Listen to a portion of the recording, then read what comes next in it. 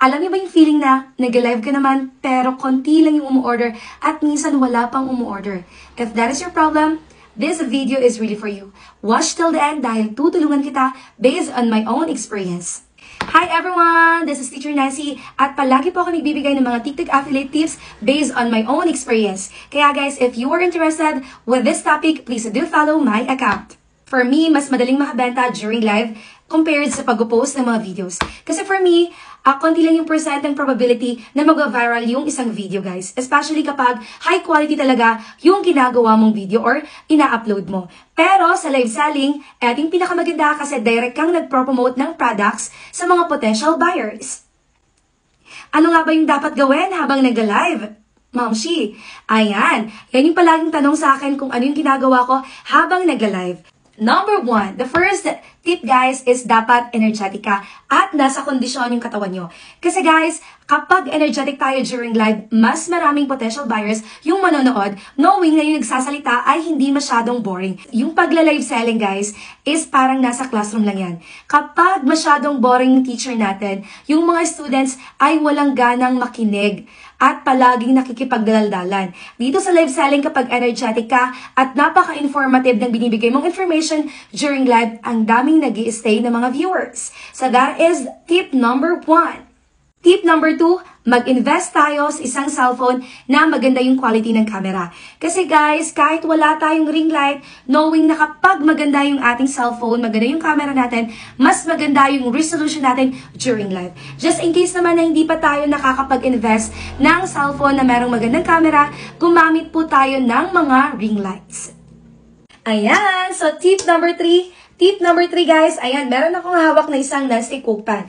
Ayan, kung ano yung nasa yellow basket natin, kung ano yung mga products na nasa yellow basket natin, make sure na meron kang on-hand items na pwede mong i-flex during live. Kasi sino ba namang buyers ang bibili kapag wala kang dinidisplay na mga on-hand items? So yun guys, dapat may on-hand items ka.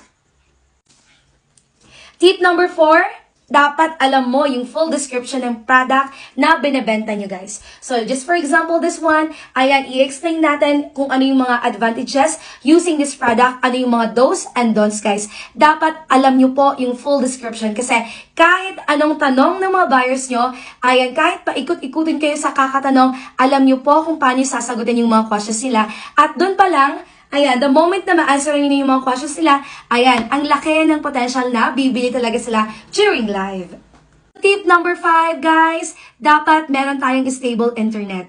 Ayan, guys, isa yan sa aking struggle. Kasi during live, pag minsan napakahina ng signal, ayan, lakas talaga makabasag trip ng signal kapag nag-live tayo. Make sure na meron kang backup na internet connection. For example, may wifi ka at meron kang mobile data.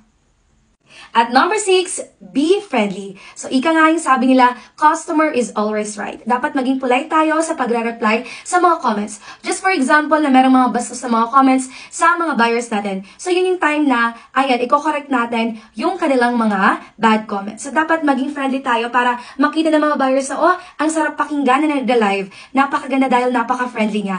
Ayan, yung parang isang click pa lang, makikita nila, ay, mapapanood ko to, ay, papanoorin ko to. Kasi, ayan, ang ganda magsalita ng ating seller.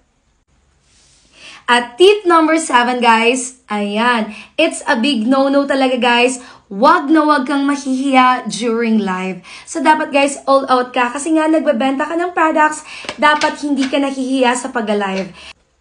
Okay, for example naman na masyado tayong mahihain, so dapat i-improve lang natin yung ating mga communicative skills guys, kasi yan talaga yung magiging puhunan natin kapag magla-live selling tayo.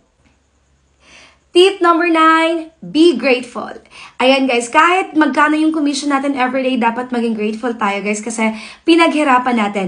So let us remember guys na hindi araw-araw malakas yung benta, meron naman katamang-tama lang, at meron naman is konting-konti lang talaga yung benta natin. So yan guys, dapat maging grateful tayo sa mga bagay na meron tayo ngayon. At tip number 10 guys, always do your best and God will do the rest. So yun lang guys, sana nakatulong itong TikTok affiliate tips. For more, please do follow my TikTok account. So yun lang!